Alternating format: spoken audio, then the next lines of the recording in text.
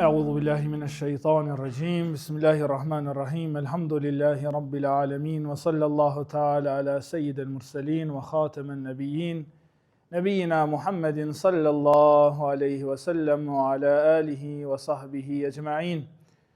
E falenderojmë dhe madhrojmë Allahun e lartësuar, çojmë salavate për pejgamberin ton të bekuar. Pastaj lutni për familjen e tij, shokët e tij dhe për gjithë besimtarët e besimtarët, gjallës e vdekun dhe për ata që kanë marrë pas neve deri në ditën e Kiametit. E falenderojmë Allahun që na ka tubu në njënën prej shtëpiave të tij, na ka tubu në mesin e atyre djelmoshave që e lexojnë librin e tij dhe mësojnë fjalën e tij, edhe na ka bërë prej atyre që përkujtohen me ajetet e tij.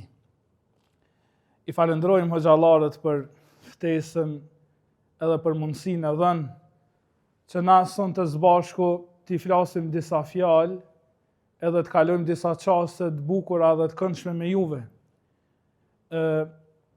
Për momentin kur e ku marrë ftesën, e kam pat një lloj kënaqësie të papërshkrueshme, kur e kum ditë se në cilën vend po vi edhe cilët njerëzve kum ju drejtu me fjalë. Kështu që kjo kënaqësi vetë sa po vjen duke u bë dhe më e madhe, edhe kur po ja shoh fytyrat tuaja që bojnë nur edhe dritë, kjo kënaqësi po shtohet edhe më shumë. Allahu ju rujt e ju baftë të bereqetshëm, ja u pafshim hajrin të gjithë shqiptarët edhe gjithë muslimanët anë kënd trojeve tona. Çka më ju fol juve kur ju shohim juve, na kujtoni një hadith pejgamberit sallallahu alaihi wasallam. Transmeton Anas ibn Malik thot, ka thënë pejgamberi sallallahu alaihi wasallam, inna lillahi ahlina minan nas. Allahu i ka disa njerëz të veçantë për njerëzve. Allahu për njerëzve i ka zgjedhur një grup të veçantë. Atëherë sahabët të çuditën thanë, kalu men hum ya Rasulullah. Ata të çuditën thanë, kush janë ata o i dërguari i Allahut? Pejgamberi alayhis salam thot, ahlul Quran hum ahlullahi wa khassatuh. Thot njerëz e Kuranit. Ata janë të zgjedhurit e Allahut, edhe ata janë njerëz e veçantë të tij. Kështu që ky takim i joni në mesin e njerëzve të veçantë dhe të zgjedhur të Allahut na shton imanin edhe na u bën mundi mirë. Unë nuk du me zgjatë sot, vetë se dashta me i përmend 3 pika, ose 3 nderime që i bëhen atij që është njeri Kuranit, njeri që jetën e tij ja ka përkushtu Kurani Kerimit. Ai që e ka vendosur jetën e tij me ja kushtu fjalës së Allahut, i ka 3 nderime në këtë botë, para se me i pat në botën tjetër. Nderimin e parë e ka nderimin prej Allahut, e ka nderimin prej Zotit të tij. Nga se ju jeni ata që e keni vendosur që librin e Zotit Kuranin me vendos ju në zemrat tuaja dhe me tubu në krahëroret tuaja. E pejgamberi sallallahu alaihi wasallam njëherë kur ka qenë në xhami, edhe kur po kthehet ka xhamati, po thot, ku është Ubej ibn Ka'b? Po kërkon një djalë të ri në mesin e sahabëve, po thot, ku është Ubej? Atëherë ngritet Ubej ibn Ka'b dhe vjen tek pejgamberi sallallahu alaihi wasallam dhe ulet përpara tij. Atëherë pejgamberi alayhis salam thot, o Ubej, më ka urdhëruar Allahu që me ta lexu surën Bejine. Më ka urdhëruar Allahu që të ta lexoj surën Bejine. Atëherë Ubej fillon me çajt. Dhe i thot, wasammani Allahu lak, a më pas ka përmend Allahu me emër të këti? A më pas ka përmendur Allahu me emër të këti, o i dërguar i Allahut? Atëherë pejgamberi alayhis salam i thot, po, Allahu të ka përmend me emër. Dhe Ubeji fillon me çajt. Ubeji, të nderuar hafuzllar, as nuk ka qenë i njohur në luftë, as nuk ka qenë i njohur për atyre që kanë dhënë sadak të shumt, as nuk ka qenë për atyre që i njohur në ndonjënë prej ibadeteve që kanë qenë të njohura sahabët e tjerë. Mirë po Ubeji ka qenë i njohur shkaku i dashurisë së tij të madhe që ka pasur për Kuranin. Shkaku që ka dash Kur'anin shumë, ja ka përmend Allahu emrin mishtat ka qije. Madje po i thot pejgamberit alayhisalam surën Bejine, shko dhe lexoja Ubejit. Kështu që ju jeni ata që Allahu po ju përmend ka me emra. Ju jeni ata që nashta ju jeni në medreze duke përsërit pjesën që keni për me mësu. Allahu është ai që ja u përmend emrin e ju mbi 7 kaqij. Kështu Allahu ndërron atë që jetën e tij ja ka kushtuar Kur'anit. Të lumt ju edhe të lumt familja e ju për nderin që Allahu ja bën juve. Kështu që nderi i parë që ju vjen juve është nderi që ja u bën Allahu i lartësuar. Pastaj është nderi që ja u bën melekt. Thot pejgamberi sallallahu alaihi wasallam, "Al-mahiru bil-Qur'ani ma'a as-safaratil kiramil barara." Thot ai që lexon Kur'anin rrjedhshëm edhe mirë është së bashku me melekët, është në shoqërimin e melekëve. Madje ka ardhur në transmetime se melekt i bojnë Zotit tesbih, e madhrojnë Allahun. Mirë po nuk kanë mundësi me lexu Kur'an. Ata dalin nëpër dunja edhe i kërkojnë ku janë ato vende ku lexohet fjala e Allahut. Ato vinë edhe ju kërkojnë juve. Ato vinë edhe kërkojnë vendin ku lexohet Kurani edhe dëgjojnë Kuranin. Ka qenë njëri prej sahabëve, e ka po emrin Usaid ibn Hudayr. Ky thot i shqetësuar shkon tek pejgamberi alayhis salam i thot ja Rasulullah. Isha duke lexu Kur'an suratul Kahf. Edhe duke lexu thot surën vishin disa re afër meje, e mbrenda aty në reve disa kandila duke ndriçuar. Thot sa herë që afroheshin ato re afër meje, fillonte kali, kafsha ime, thot fillonte me lëviz. Edhe friksohesha mos po ma dëmton djalin që kisha rat afër meje. Thot edhe unë ndalsha. Po sa unë dalsha unë, ato re prap ngriteshin në qiell. Thot po sa fillojsha prap surën Kahf, ato re prap lëshoheshin poshtë. Edhe thot kështu ja Rasulullah deri në mëngjes, deri sa erdha tek ti. Thot pejgamberi sallallahu alaihi wasallam, tilkel malaike. Ato çka i ke pa ti, o Usaid, kanë qenë me lajket. Danat li sautike. Ta kanë zanën edhe ju ardhur me të ndëgju ty. Kështu që zëri juv dëgjohet edhe në qiell. Zëri juv është ai që i thirr me lajket e Zotit, zbresin këtë vend edhe që dëgjojnë juve. E përmend njëri prej dietarëve Khatib el-Baghdadi, thot Imam Kasaiu ka qenë njëri prej dietarëve të njohur të Kuranit. Edhe thot Imam Kasaiu e ka pa në ëndër pejgamberin sallallahu alaihi wasallam. Edhe i ka thënë pejgamberi sa në ëndër, "Iqra alayya suratus Safat." I thot pejgamberi alayhis salam, "Lexo ma surën Safat." Thot fillova dhe ja lexova deri sa më tha pejgamberi sa mjafton. Kur e përfundova, thot pejgamberi alayhis salam me dorën e tij i mshonte gjunjët e tij. Pe kënaqësisë të madhe edhe më tha, "Me ty ka me u krenu nesër përpara me lajkeve. Me ty do të krenohem nesër përpara me lajkeve të Allahut." Kështu që ju jeni ata me cilët krenohet pejgamberi sallallahu alaihi wasallam përpara me lajkeve, dhe ju jeni ata me cilët pejgamberi sa ka mu krenu në ditën e Kiametit. Kështu që nderimi i dytë, pra është nderimi me lajkeve, edhe nderimi i tretë që i bëhet personit që ja ka kushtu jetën e tij Kuranit, është nderimi që ja bojnë njerëzit. Nga se na fetarisht e kemi për obligim me nderu njerëz e Kuranit. Thot pejgamberi sallallahu alaihi wasallam, "Inna min ijlalillah", nga madhërimi i Allahut, është me nderu edhe 3 persona. Thot pejgamberi alayhis salam, pe madhërimit të Allahut duhet të nderohen 3 persona. Njëri prej tyre është wa hamilul Quran, dhe të nderohet ai që e bart Kur'anin në krahërorin e tij. Umeti e ka për bërç me nderu njerëz të Kur'anit. E ky nderim pejgamberi alayhis salam thot, "Inna Allaha yarfa'u bi hadha al-kitabi aqwaman wa yad'u bihi akharin." Allahu me këtë libër i ngrit disa njerëz, ndërsa i ul disa të tjerë.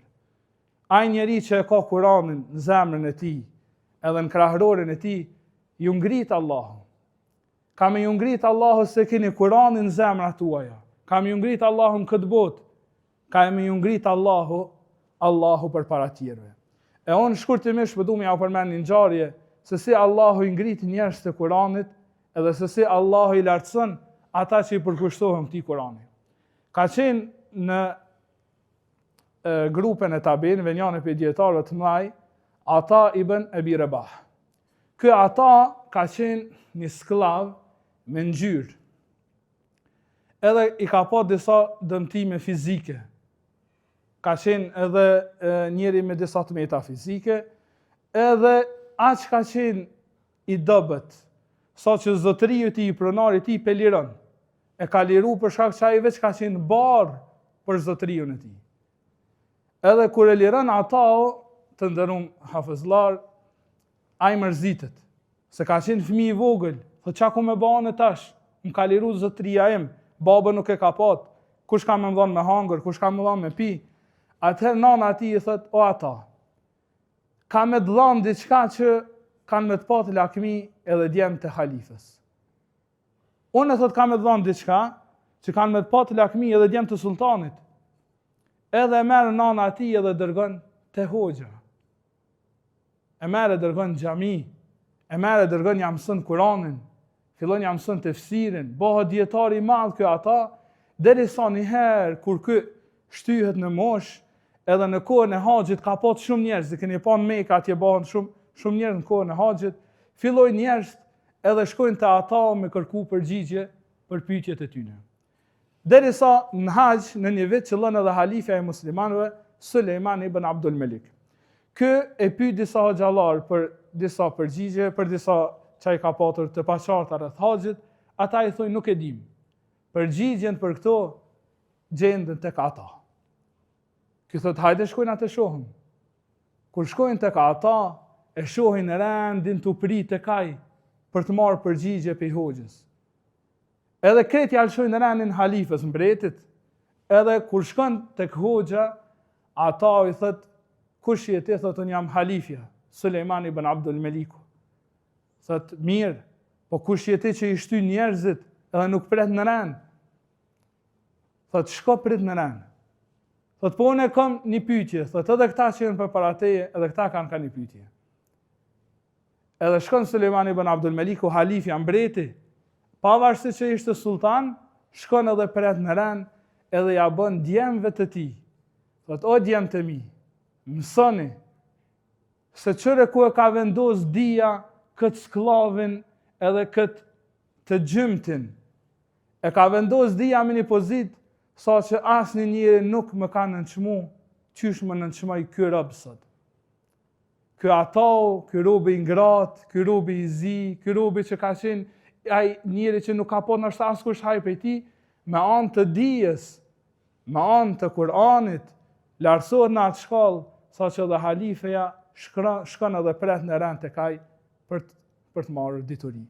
Andaj, na kemi përbërsh me ju ndëru juve, edhe ju ndëron Allahu i lartësuar, ju ndërojnë melekët, andaj ju për këtë mirësi do të me qenë falënderues. Në surën Hijr, Allahu i lartësuar i thot pejgamberit sallallahu alaihi wasallam: "Wa laqad ataynaka sab'an min al-mathani wal-Qur'an al-azim."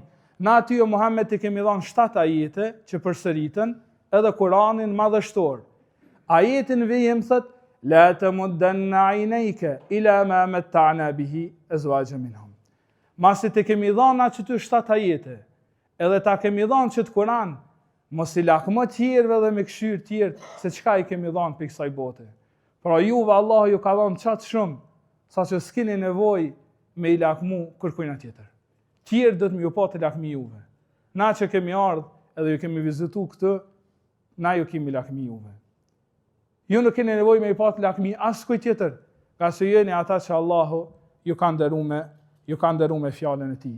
Edhe tjetra që keni obligim me qenë falënderues edhe ndaj prindve të juve.